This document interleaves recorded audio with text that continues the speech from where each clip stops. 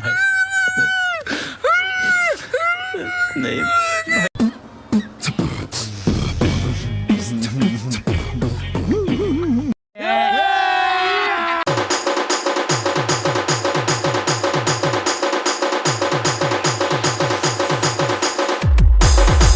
অক্ষয় কুমারের ক্যারিয়ারটা অনেকটা ইন্ডিয়ান ক্রিকেট টিমের মতন, highest of highs and the lowest of lows. একবার গ্রাফটা এইদিকে যায়, একবার গ্রাফটা এইদিকে যায়। সত্য, অক্ষয় কুমারের একটা সিনেমা রিলিজ হয়েছে, সিনেমাটার নাম স্কাই ফোর্স, অ্যান্ড আনএক্সপেক্টেডলি সিনেমাটা দারুণভাবে ওপেনিং নিয়েছে এবং লাস্ট কিছু বছরের যে অক্ষয় কুমারের যেটা ক্যারিয়ার গ্রাফ, তার থেকে দারুণভাবে চলছে, অডিয়েন্স খুব অ্যাপ্রিসিয়েশন পাচ্ছে। সেইটা নিয়ে আজকে অনেকদিন ভাবছিলাম আমরা একটা ডিটেল একটা আলোচনা রিগার্ডিং অক্ষয় কুমারস কেরিয়ার। আমরা আপনাদের সাথে আগে একবার একটা পডকাস্ট করেছিলাম যেখানে অক্ষয় কুমার পার্ট 1 আর পার্ট 2 কেরিয়ারের আপ অ্যান্ড ফল আমরা দেখিয়েছিলাম। আজকে আবার আমাদের সাথে আছে এন্টারটেইনিং প্রিন্স মানে শিল্পেন্দু। শিল্পেন্দু আমাদের সাথে আগে একটা পডকাস্টে জুড়েছিল, সো আবার আমাদের চ্যানেলে আসার জন্য প্রথম কথা ধন্যবাদ। এইবার শিল্পেন্দু কিন্তু একটা বিশাল বড় অক্ষয় কুমারের ফ্যান, যেরকম অ্যাডমিটেডলি আমি একটা বড় শাহরুখ খান ফ্যান। তার মানে এই না যে আমি অক্ষয় কুমারকে হেট করি এবং এটাও না যে শিল্পেন্দু শাহরুখ খানকে হেট করে। এনিওয়ে, শিল্পেন্দু, প্রথম কথা, অ্যাজ আ ফ্যান, রিভিউয়ারের সত্তা ইউটিউবারের সত্তা সরিয়ে দে, অ্যাজ আ ফ্যান কেরম লাগছে প্রথম কথা বল। এই যে একটা new found positiveness around Akshay Kumar, কেরম লাগছে তুই বল। মানে এই এক্সাইটমেন্টটা আলাদা করে বলা খুব ডিফিকাল্ট। এটা মানে কি বলবো, মনের একটা শান্তি। মানে আমি যবে থেকে ইউটিউব ক্যারিয়ার শুরু করি, আমি খুব মানে দুর্ভাগ্যবান মনে করতাম নিজেকে যে অক্ষয় কুমার তখন খারাপ ফেজ শুরু হয়ে যায়। মোটামুটি 2019 সালটা অক্ষয় কুমারের মানে দুর্দান্ত একটা গেছিল, আমরা সবাই জানি। কিন্তু আমি যবে থেকে মানে ইউটিউবে অ্যাক্টিভলি কাজ শুরু করি সেটা হচ্ছে 2020, তখন কোভিড ছিল। তারপর 21-এ সূর্যবংশী ছিল, এবং সূর্যবংশী নিয়ে যখন আমি কথা বলতে শুরু করি, অক্ষয় কুমারের ক্রেজটা তখন আমি ফিল করতে পেরেছিলাম। আমার চ্যানেলে বহু সাবস্ক্রাইবার বেড়েছিল অক্ষয় কুমার এই সিনেমা নিয়ে আলোচনা করতে গিয়ে, এবং কব ইউনিভার্সের অংশ ছিল, একটা হাইপ ছিল। তারপরে শুরু হয়ে যায় ব্যাড ফেজ। আমরা পরপর দেখতে পারি যে ক্রমশ একটা খারাপ বক্স অফিসের দিকে যাচ্ছে। তাও তুমি ভেবে দেখো, পৃথ্বীরাজের কথা বলি বা বচ্চন পান্ডের কথা বলি, সেগুলো তাও একটা ভালো ওপেনিং নিচ্ছিল। মানে অক্ষয় কুমারের যেহেতু তখন একটা হাইপ ছিল, একটা ভালো ওপেনিং নিচ্ছিল। তারপর সিনেমাটা খারাপ হওয়ার কারণে আস্তে আস্তে বিট খাচ্ছিল। কিন্তু তারপর যদি তুমি দেখো আস্তে আস্তে ভালো সিনেমাগুলো, রক্ষাবন্ধন, তারপর তুমি যদি দেখো সারফিরা, তারপর দেখো খেল খেলে মে, সেগুলো ভালো সিনেমা সত্ত্বেও লোকের জাস্ট কিছু যায় আসছিল না। মানে এমন দিন আসছিল যে 1.5 কোটি 2 কোটির ওপেনিং, তখন জাস্ট লজ্জায় মুখ দেখানো যাচ্ছিল না। আমার যারা বন্ধু, যারা ছোট থেকে জানি আমি অক্ষয় কুমার ফ্যান্স, প্রচুর আমাকে নিয়ে খিল্লি করেছে, মজা করেছে, নানা রকম ইয়ার্কি ঠাট্টা মেরেছে। এবার এখানে আমরা যখন ইউটিউবার সত্ত্বে হিসেবে কাজ করি, এই ভেতরে ভেতরে ব্যাপারগুলো অনেকে বুঝতে পারে না। আমিও তো বহু সময় বহু ভিডিওতে অক্ষয় কুমারকে নিয়ে ডাইরেক্ট খিল্লি করেছি যে হ্যাঁ ভাই এটা ভুল, বা এই সিদ্ধান্তগুলো ভুল হচ্ছে। কিন্তু ভেতরে ভেতরে একটা মানে কি বলবো ধাক্কা, যে বুকে যে এত খারাপ বক্স অফিস আসছে, এতটা খারাপ দিনে এলো, আবার সে আগের মতো অবস্থা এত ভালো জায়গা থেকে। সেখান থেকে দাঁড়িয়ে স্কাই ফোর্সের এই বক্স অফিস যখন প্রথম দিনে 15 কোটি শুনলাম, আমার কাছে ওটাই এনাফ ছিল সেই সময় দাঁড়িয়ে। কারণ এই যে সিনেমাটা 24 তারিখের মধ্যে একটা ডেটে রিলিজ করেছে, একটা নর্মাল দিন, কোনো হাইপ নেই, 15 কোটির ওপেনিং নিল, আমি তখনই বুঝে গেছি ভাই খেলা ঘুরতে চলেছে। এবং 2025-এর শুরুতে এতটা ভালো খবর যে অক্ষয় কুমারের সিনেমা 3 দিনে 73 কোটি বক্স অফিস আনছে, নর্মালদের তো একটা হোল্ড ধরে রাখছে। তো খুব খুব খুব ভালো লাগছে, মন থেকে একটা আনন্দ কাজ করছে। দ্যাটস ইট, মানে এটাই বলার। মানে লিটারেলি আমি আমি জানি না is it that or not, but I still remember যখন পাঠান বেরিয়েছিল সেই সময়টা মানে as a Shahrukh Khan fan আমার literally it felt like a personal victory. এবং আমি লিটারেলি জিনিসটা বুঝি যে আমি বলছি তো যে I might not be the biggest Akshay Kumar fan, but ব্যাপারটা হচ্ছে এই যে একটা ফ্যান সত্তা যে কি হয়, সেটা ক্রিকেটে হোক, সেটা মানে ফুটবলে হোক, সেটা সিনেমাতে হোক, এবং তোমার যখন একটা ফেভারিট হিরো সেই যখন সাকসেস পায়, তার যে মানে তোমার লিটারালি মনে হয় যে সারা দিন যেন সেটা ভালো যাচ্ছে। একদম একদম, মানে সেটা সত্যি খুব পার্সোনাল লাগে, খুব পার্সোনাল, মানে বুকে সত্যি ভালো লাগে। আচ্ছা, আরেকটা মজার ব্যাপার বলি, আরেকটাই মজার ব্যাপার বলি যে আমি অক্ষয় কুমারের যখন দেখলাম দ্বিতীয় দিনেও মোটামুটি একটা গ্রোথ নিল, 26 কোটি বক্স অফিস আনলো, আমি সেদিন ভাই বাইরে থেকে খাবার কিনে এনে খেয়েছি। এটা তো অনেস্টলি বললাম, এগুলো ক্যামেরার সামনে আমি বলি না, তোমার এখানে বললাম। এত আনন্দ লাগছিল, মনে হচ্ছিল কেক কেটে উদযাপন করি ব্যাপারটা, কিন্তু অতটা করিনি। মনে হলো চলো ভাই কিছু বাইরে থেকে খেয়ে আসি, আজকের দিনটাকে এইভাবেই সেলিব্রেট করি। এটা একদম সিক্রেট, তোমাকে আমি জানালাম এই পডকাস্টে, যারা দেখবে তারা মানে বুঝতে পারবে। হেরাফেরি 3 যদি ব্লকবাস্টার হয় ভাই, আমি নিজে বলছি, এবং ভূত বাংলা যদি ব্লকবাস্টার হয়, এবং চাই বুক দিয়ে চাই, নিজে আমরা একসাথে কেক কেটে সেলিব্রেট করবো, বলছি একদম একদম আমি একদম, এখনই বলছি। একদম একদম একদম। মানে এখানে কোনো আকশে, বিকজ হেরাফেরি অ্যান্ড প্রিয়া দর্শন হুম। বা ভূত বাংলা, যেহেতু যেহেতু প্রিয়া দর্শন ডাইরেক্ট করছিস, সেটা যদি ব্লকবাস্টার যায় এবং সেই এরাটা আবার ফিরে আসে যেখানে মানে ওই কমেডি সিনেমাগুলো আবার হুম। আমরা আস্তে আস্তে পাই, অক্ষয় কুমার, দ্যাট ওল্ড অক্ষয় কুমার, তাকে আবার পাই। আমাদের যুগটাই ফিরে পাবো। বলছি তো, নিজে আমি বলছি আমাদের কেক যুগ কেটে মানে সেলিব্রেট আমরা করবো। যুগটা পুরো ফিরে পাবো যেটা আমরা হারিয়ে ফেলেছি। ওই যে কমেডির এরাটা যেটা প্রিয়দর্শন ক্রিয়েট করেছিল, এখন কোনো ডাইরেক্টর নেই যে ওই ধরনের কমেডি বানাতে পারবে, আমরা কল্পনাও করতে পারি না। তো যদি ভূত বাংলার মধ্যে আবার ফিরে আসে, ওখানে রাজপাল যাদব রয়েছে, পরেশ রাওয়াল রয়েছে, কে নেই, প্রত্যেকে রয়েছে। তো আমিও খুব এক্সাইটেড ভূত বাংলা নিয়ে। ওটাতে একটা হিউজ কিন্তু একটা ইন্ডাস্ট্রির পরিবর্তন হতে পারে আবার কমেডি সিনেমায়। তো দেখা যাক কি হয়। আচ্ছা, এইবার ব্যাপারটা হচ্ছে, অনেক ভালো ভালো কথা তো হলো, সব ভালোরই কিছু কিছু বলতে গেলে ডার্ক ফেজেস থাকে। এবার ডার্ক ফেজ মানে একদম যে অন্ধকার কালো, যেরকম এখন ইন্ডিয়ান ক্রিকেট মনে হচ্ছে একদম বিজিটি হেরে 5-4-3-1 হেরে একদম মানে অন্ধকারে চলে গেছে, রিটায়ারমেন্ট নেবে মনে হচ্ছে। বাট ব্যাপারটা হচ্ছে অনেক সময় পুরো ডার্ক না হলো, এই যে আমার জ্যাকেটের কালারের মতো অনেকটা গ্রে শেডস হয়। এই যে কিছুদিন আগে আমরা, এখন বলতে গেলে প্রিসের সাথেই বাই দ্য ওয়ে উপরে লিঙ্ক থাকবে, আপনারা দেখতে পারেন, আমরা একটা corporate booking, PR, fake PR এইসব নিয়ে একটা বড় একটা ডিটেলে পডকাস্ট করেছিলাম, আপনারা অনেক ভালোবাসা দিয়েছেন। এই সিনেমাটার উপরেও একটা ছোট্টখাট্ট একটা অ্যালিগেশন আসছে, যেটা আস্তে আস্তে কিন্তু বাড়ছে। সেটা হচ্ছে, প্রথম কথা হচ্ছে কর্পোরেট বুকিং, যেটা একটা খুব কমন ট্রেন্ড হয়ে যাচ্ছে বলিউডে, উইচ ইজ আনফর্চুনেট।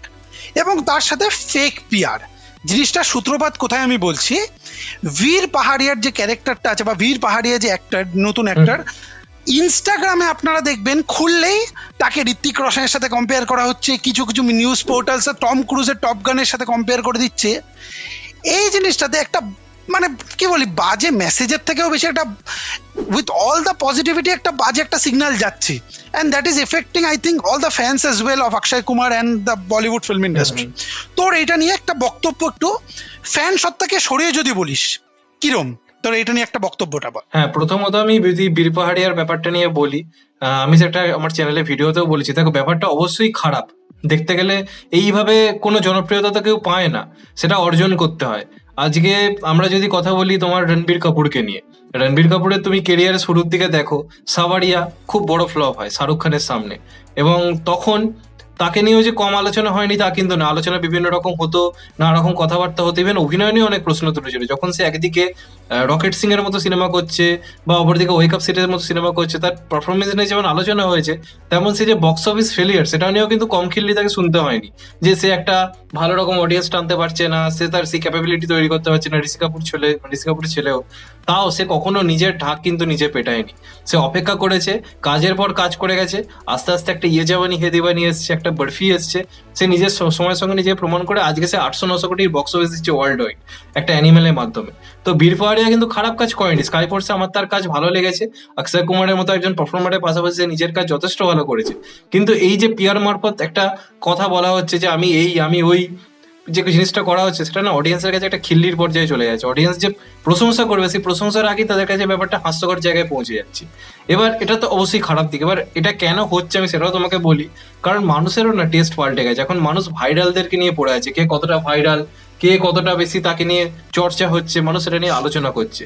এটা হচ্ছে একটা ওয়ান অফ দ্য বিগেস্ট কারণ, যে কারণে আজকে তুমি দেখো, এই যে আমরা রিসেন্টলি এক্সাম্পল দেখতে পাচ্ছি রাজুর হ্যাঁ, পকেট হ্যাঁ, পরোটা, হ্যাঁ। এই তার নিয়ে কি হচ্ছে, কি লেভেলের কথা হচ্ছে দেখো না, তাকে আমরা দেখতে পাচ্ছি বিভিন্ন জায়গাতে কাজ পেতে। এবার ভিড় পাহাড়েও দেখতে পাচ্ছে যে আজকের দিনে দাঁড়িয়ে একটা সেলিব্রিটি স্ট্যাটাস পাওয়া কতটা কঠিন, যেখানে অক্ষয়কে স্ট্রাগল করতে হচ্ছে, ইভেন সালমান খানকে কদিন আগে অব্দি স্ট্রাগল করতে হচ্ছে।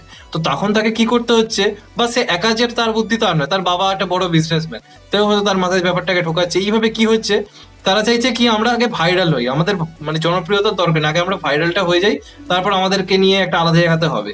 এবার সেটা তার পার্সপেক্টিভ, সে এইভাবে ভাবছে। এবার এটা খারাপ দিক হচ্ছে এটাই, যে আজকে 2-3 বছর পরে ও যখন আবার উল্টোপাল্টা কাজ করবে না, তখন কেউ সেটাকে অ্যাকসেপ্ট করবে না। তুমি দেখো এই যে কিল সিনেমাটা এলো, কিলের যে ছেলেটা এত ভালো পারফরমেন্স দিল, এত ভালো কথা হলো, তো তাকে নিয়ে কিন্তু সেই লেভেলের যে আলোচনাটা হয়নি, সেটা তখন আমার মনে হচ্ছে যে এরকম প্রমোশনের দরকারও রয়েছে, যেটা আজকে বীর পাহাড়িয়ার সাথে হচ্ছে, যে চলো ভাই বড় বড় কথা বলি। কারণ ও কিন্তু অত ভালো পারফরমেন্স দেওয়ার পরে ওকে নিয়ে আলোচনাটা হলো না যতটা হওয়া দরকার ছিল বলে। আবার অপরদিকে এটাও মনে হচ্ছে যদি ও আজকে কিলের ছেলেটা যদি নিজের কাজ না ধরে রাখতে পারে, তাহলে যতই আমি আলোচনা করি ও কোনোদিনই সেই জায়গাটা অ্যাচিভ করতে পারবে না যেটা রণবীর কাপুর পেরেছে।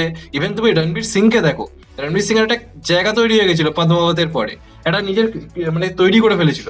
তারপর কি সব করে নিজের কিভাবে পপুলারিটি নষ্ট করলো, এখন ও রীতিমতো নিজের আউটসাইড সত্তাটাকে লিটারালি, মানে রণবীর সিং স্টিল হ্যাঁ। ইজ আ ফ্যান্টাস্টিক অ্যাক্টর, একদম। বাট কি বলি, ওই পিআর বা আউটসাইড পার্সোনালিটিটা পুরো বলতে গেলে অডিয়েন্সকে ওর মুখ থেকে পুরো সরিয়ে একদম দিয়েছে একদম একেবারে। একদম একদম। Like there is no question that how good of an actor Ranveer Singh হ্যাঁ, ইজ, হ্যাঁ। মানে যে ওই আমাদের বল না গালি বয়ের মতন সিনেমাতে ওই লেভেলের হ্যাঁ, অ্যাক্টিং ভাবা করেছে, যায় না। যে পদ্মাবতে ওই লেভেলের হুম, স্ক্রিন প্রেজেন্স, হুম, হুম, হুম। সে মানে যে এতটা বলতে গেলে ডাউনফল হয়ে গেছে, মানে সেটার কিছু বলার নেই অবশ্যই literally। অবশ্যই। আর তো এবার ব্যাপারটা আর হচ্ছে এই যে বল হ্যাঁ, আর তুমি যে বললে কর্পোরেট বুকিং এর না যে না, বল বল। কর্পোরেট বুকিং বা ফেক বক্স অফিস নিয়ে যে ব্যাপারটা বলছিলে, সেটা নিয়েও আমি যদি কথা বলি, তাহলে দেখো এই যে প্রথম দিকের যে ব্যাপারটা ঘটলো, যেটা ডিসকাউন্ট দেওয়া হলো, 235 টাকার টিকিট দেখা যাচ্ছে 35 টাকাতে পাওয়া যাচ্ছে, শুধুমাত্র ইন্টারনেট সার্ভিস চার্জটুকু লাগছে। এবার এটা অনেকের কাছে খুব খারাপ মনে হতে পারে, বা মনে হতে পারে যে এটা তো একটা খুব বাজে প্রমোশনাল স্ট্র্যাটেজি। আমি কিন্তু মনে করি খুব ভালো একটা প্রমোশনাল স্ট্র্যাটেজি, কারণ ম্যাটটক ফিল্মস এর মার্কেটিংটা মারাত্মক বোঝে। তারা দেখছে তাদের পরপর সব সিনেমা সাকসেস হচ্ছে, তারা কি চাইবে যে এই সিনেমাটাও যেন সাকসেসফুল হয়।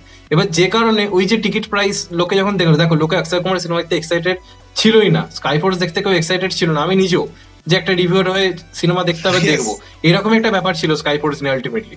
কিন্তু যখন আমি দেখলাম মানুষজন ওই টাকাতে টিকিট কাটছে, তারা ঠিক করলো চলো ভাই 4-5 জন মিলে দেখতে যাই। এর ফলে না ওই সিনেমাটা দর্শককে আনতে মানে কি বলবো প্রথম ধাপে খুব সফল হলো। এবার এই যে সফলতাটাই সেটা অক্ষয় কুমারের সিনেমার ক্ষেত্রে যাচ্ছিল না। তো এই যে জিনিসটা শুরু হলো, সেটা দরকার ছিল। আর এই যে কর্পোরেট বুকিং বা এক্সট্রা বক্স অফিস না, এটা খুব দরকারও এখন। কেন বলছি, লোকে এখন সেই সিনেমা নিয়ে চর্চা করছে যেটার বক্স অফিস খুব ভালো। তুমি দেখো আজ থেকে বহু যুগ বক্স আগে, অফিস হাই, তুমি দেখো সিনেমার কোয়ালিটি হ্যাঁ, নিয়ে কেউ আজকাল চর্চা করে কেউ না। চর্চা করে না। তুমি 2010 সালে তুমি খাট্টা মিঠা দেখো, কত ভালো একটা কাজ, লোকে আজও সেটাকে নিয়ে চর্চা করে, বলে একটা ভালো সিনেমা। আজকের দিনে খাট্টা মিঠা যদি ফ্লপ করতো, লোকে বলতো ভাই এটা ফালতু সিনেমা, এটা ভালো না, এটা কিচ্ছু করতে পারেনি, চল ভাই হুম। দেখবো না। তো সেখান থেকে দাঁড়িয়ে তুমি দেখো খেল খেল মে, সারফিরা, এগুলো তো ভালো সিনেমা, আলটিমেটলি কেউ অস্বীকার করতে পারবে না যে দুটো সিনেমাই ভালো একটা সিনেমা হিসেবে দেখতে গেলে। কিন্তু দুটোরই বক্স অফিস খারাপ, লোকে সেগুলোকে একটা খারাপ সিনেমা হিসেবে দেখে। এবার এই যে স্কাই ফোর্স এর বক্স অফিস নিয়ে এত আলোচনা, তারা নাদার্স প্রত্যেকদিন পোস্ট করছে, এত ভালো বক্স অফিস আসছে, লোকে না খুব এক্সাইটেড হলো, দেখছে যে হল বুকিং হয়ে যাচ্ছে এত ভালো। এটা কিন্তু একটা বড় কারণ এই সিনেমাটার বক্স অফিস সাকসেসের জন্য। এবার সেটাকে ইট ইজ গ্র্যাবিং আইবলস যাকে বলে, হ্যাঁ, মানে হ্যাঁ। লোকে বেশিভাবে দেখছে ওরম এবার যে এবার স্কাইফোর্স এর আরেকটা দিক, এটা একটা লিমিটেশন বজায় রেখেছে, যেটা গেম চেঞ্জার করলো, কি ভয়ঙ্কর একটা বাজে জিনিস করলো, যে সিনেমার হয়তো লাইফ টাইম কালেকশন হচ্ছে 100 থেকে 110 কোটি, ওরা বলছে আমাদের 470 কোটি হয়ে গেছে, কাল বলে দিতে পারে আমাদের 520 কোটি হয়ে গেছে। ওটা প্রবলেমেটিক। কিন্তু এরা দেখো নর্মাল দিন যে এলো, সোমবার দিন যে এলো বা মঙ্গলবার দিন যে এলো, এরা কিন্তু কখনো বাড়িয়ে বলছে না যে এই দিনগুলোতে ওরা 15 কোটি 20 কোটি কালেকশন করছে, ওরা কিন্তু বলছে 8 কোটি 7 কোটি। তো একটা নির্দিষ্ট সেই রেঞ্জটা কিন্তু বজায় রেখেছে। তো এটাকে কিন্তু আমি অ্যাকসেপ্ট করি, এবং আমার মনে হয় অ্যাকসেপ্ট করে কামব্যাকের জন্য এই শুরুয়াতটা দরকার ছিল, মিনিমাম একটা 100 কোটির বক্স অফিস, যেটা দিয়ে ওই কি বলবো মার্কেটটা আবার ওপেন হবে, আবার ওকে নিয়ে আলোচনা হবে। তো সেটাও কিন্তু একটা ব্যাপার।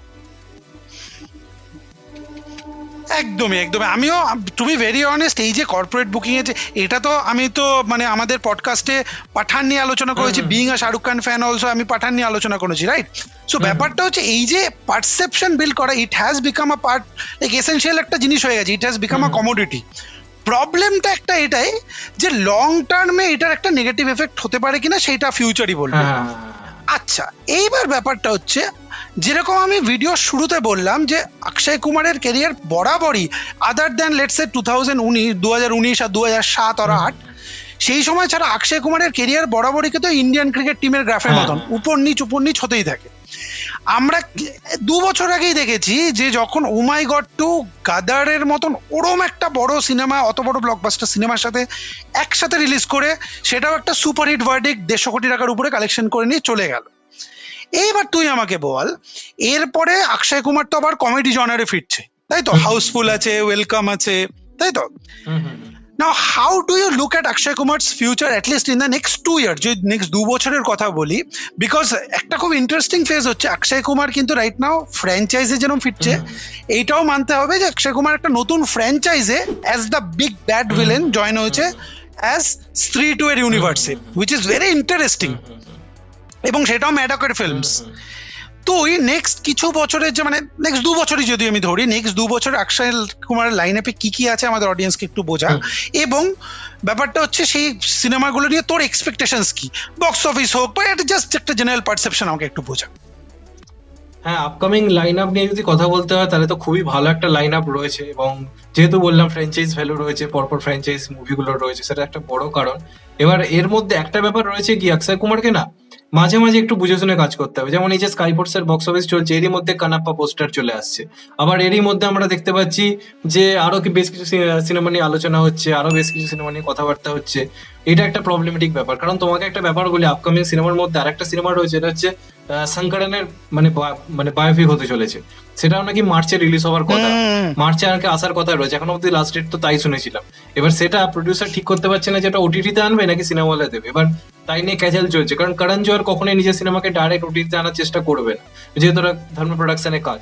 এটা নিয়ে একটা কথাবার্তা চলছে। এবার এই যে দিকগুলো না, এগুলো নিয়ে আবার একটা নেগেটিভ ইম্প্যাক্ট পড়ে যাবে, যে চলো ভাই অক্ষয় কুমারের সিনেমা ওটিটিতে চলে এলো, বা এলো আবার ফ্লপ করে গেল। তো একটা মিনিমাম একটা গ্যাপ কিন্তু রাখতেই হবে। এবার আপকামিং আমি শঙ্করন বায়োপিকটা যদি বাদ দিয়ে দিই, তাহলে যেটা আসতে চলেছে বিগ থিং, সেটা হচ্ছে জল LLB 3। ওটা তো চলবেই, ওটা মারাত্মক চলবে। ওটা যদি খারাপ রিভিউ পায় চলবে চলবে ওটা চলবে, গ্যারান্টি, কারণ ওটা ওই যে গ্যারান্টি সৌরভ শুক্লা, চলবে। ওটা সৌরভ শুক্লা রয়েছে না, ওইটাই যথেষ্ট। ওটা অক্ষয় কুমার আর 800 থেকে বড় নাম হচ্ছে সৌরভ শুক্লা, ওর নামে সিনেমাটা, মানে ওকে নিয়েই সিনেমাটা চলে যায়। হ্যাঁ। তারপর তো রয়েছে হাউসফুল 5, হাউসফুল 2, মানে 4 তোমরা দেখো, একটা জঘন্য সিনেমা ছিল, নেগেটিভ রিভিউ পেলো, তাও মারাত্মক লেভেলে চলে গেল, হিউজ লেভেলে চলে গেল। তো ওইগুলো তো মারাত্মক ভাবে চলবে। এবং তার সঙ্গে সঙ্গে হেরাফেরি 3, ওটা যার লাইন আপে আছে তার আর কি চাই। ওটাতে একটা হিউজ প্রজেক্ট রয়েছে। এবং একটা ব্যাপার ফাইনালি বলে দেওয়া যেতে পারে, শঙ্করন বায়োপিকের পরে আর কিন্তু কোনো সিরিয়াস মুভি অক্ষয় কুমারের নেই, পুরোটাই কমেডি জনরাতে কাজ। এবং সেটা প্রায় চলবে মোটামুটি, যে হিসাব করে দেখছি প্রায় 2025, 26, 27 অব্দি তো ভালো রকম ভাবে যাবে আপকামিং যার দিকে দেখা যাচ্ছে। এবং ওগুলো যদি সফল হয়, তাহলে অক্ষয় কুমার এখন ব্যাক টু ব্যাক কমেডি সিনেমাই করে যাবে, যেমনটা আমরা ওই ফেসটাতে পেয়েছিলাম, যে ফেসটার কথা তুমি একটু আগে বলছিলে, 2007, 8, 9, ওই যে টাইমটা, ওই ফেসটা আবার কিন্তু কোথাও গিয়ে করবে। কিন্তু ব্যাপার হচ্ছে কি কি প্রজেক্ট চুজ করছে। আচ্ছা আমাকে একটা জিনিস বল, হ্যাঁ। আমার একটা জিনিসটা একটু কনফিউজিং। হ্যাঁ।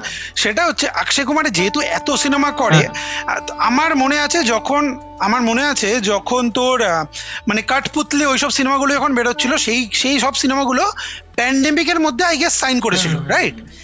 রাইট নাও যে অক্ষয় কুমারের যে ফিউচার ফিল্মস গুলো, সেগুলো সবই কি ব্যাকলগ ক্লিয়ার করছে? বিকজ অক্ষয় কুমারের এই প্রবলেমটা হয় যে এত সিনেমা যেহেতু একসাথে সাইন করে ফেলে, সেই জন্য যতদিনে লেটস একটা ব্যাক, মানে আমি বলছি সার্ফিরা ভালো সিনেমা হয়েছে, but it was a remake. এবং Akshay Kumar at least I hope is যে ওইটুকু ইন্টেলিজেন্ট একটা মানুষ আছে যে অক্ষয় কুমার, যে এখন আর রিমেক যে চলছে না। যেই সময়টা সার্ফিরা প্রথম সাইন করেছিল খবর পেয়েছিলাম, আই গেস সেই সময়টা একটা মানে রিমেক তাও চলতো, মানুষ একসেপ্ট করে নিত। এবার ব্যাপারটা হচ্ছে ফিউচার যে প্রজেক্টস গুলো আছে, এই কানাপ্পা, এগুলো কি প্যান্ডেমিকের আগে সাইন করা নাকি প্যান্ডেমিকের পরে? আমার যেটুকু মনে হয় যে কানাপ্পাটা প্যান্ডেমিকের পরে, মানে বেশ কদিন আগেই মানে ওটা ফাইনাল করেছিল। এবং আরো কিছু প্রজেক্ট রয়েছে যেগুলো আলটিমেটলি বাতিলের পথে, যেমন ছত্রপতি শিবাজি চরিত্র একটা মারাঠি সিনেমায় করার কথা ছিল, অক্ষয় কুমারের এমন খবর এসেছিল, সেটাও মানে কি অবস্থায় রয়েছে এখনো কেউ জানে না। হঠাৎ করে দেখা যাবে সেটার হয়তো অ্যানাউন্সমেন্ট এলো। তো বহু প্রজেক্ট অলরেডি কিন্তু চুজ করে ফেলেছে। এবার আমি তোমাকে ব্যাপারটা বলছি, অক্ষয় কুমারের কেরিয়ার গ্রাফ নিয়ে যদি তুমি দেখো না, অক্ষয় কুমারের ব্যাপারটা কি হয়েছে না, 2019-এ ওর যে বক্স অফিসে যে ব্যাপারটা ঘটলো, বা 2016, 17, 18, 19, ওটার কেরিয়ারে কিন্তু বেস্ট টাইম তুমি হিসাব করে দেখো। কারণ 2007-18 যদি বলি, 2007 ভালো গেছে, 2008 খারাপ, 2009 খারাপ, আবার 2010 ভালো, এইভাবে গেছিল। কিন্তু 2016, 17, 18, 19 4 বছরের যথেষ্ট ভালো গেছে। ওর অভিনেতা হিসেবে লোকে ওকে আলাদাভাবে অ্যাকসেপ্ট করেছে, ভার্সেটাইল অভিনেতা হিসেবে। এবার ওই টাইমে কি হলো, বক্স অফিস সাকসেস দেখে ও নিজের না পারিশ্রমিকটা বাড়ালো। তুমি ভেবে দেখো, টয়লেট এক প্রেম কথা বা অন্যান্য যে সিনেমাগুলো খুব লিমিটেড বাজেটে তৈরি।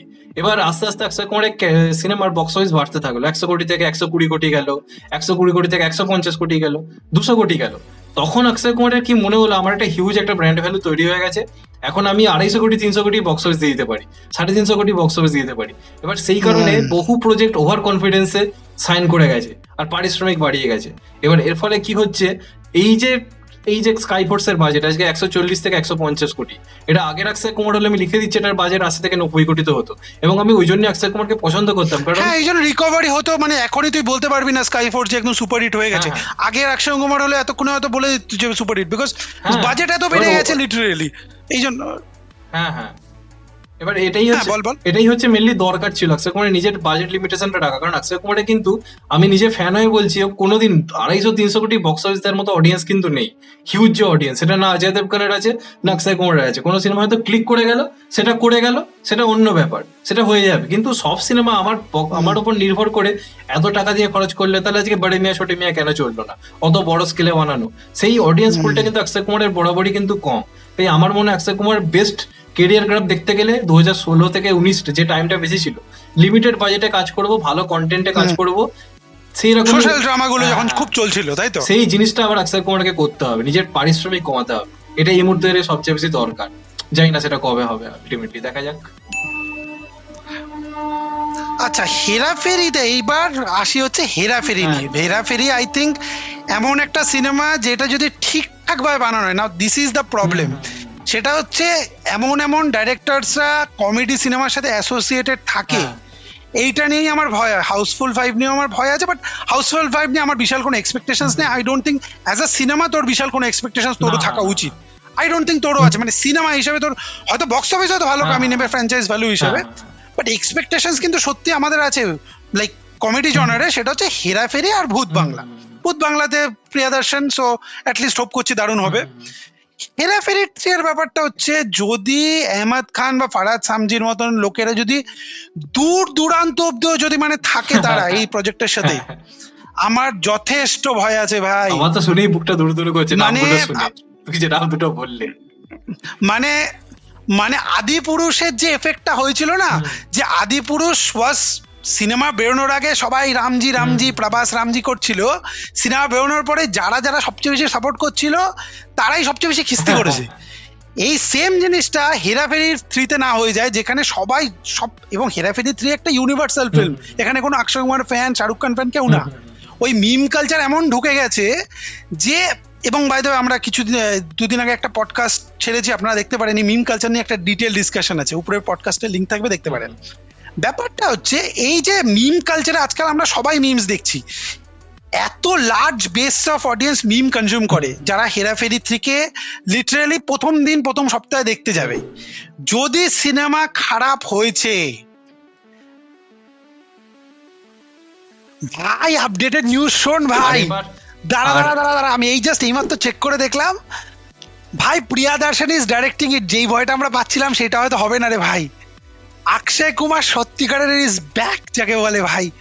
এক্ষুনি বলতে গেলে দেখলাম প্রিয়াদর্শন রিপ্লাই করেছে, অক্ষয় কুমার তো ওই আজকে প্রিয়াদর্শনের তো জন্মদিন, সেই জন্য অক্ষয় কুমার সকালবেলা দেখবি ইনস্টাগ্রামে দেখবি একটা করেছিল, দেখবি একটা স্টোরি দিয়েছিল, তার উপরে প্রিয়াদর্শন দেখি সেটা রিপ্লাই এইমাত্র দিয়েছে ভাই, এক্ষুনি চেক করলাম এক্ষুনি।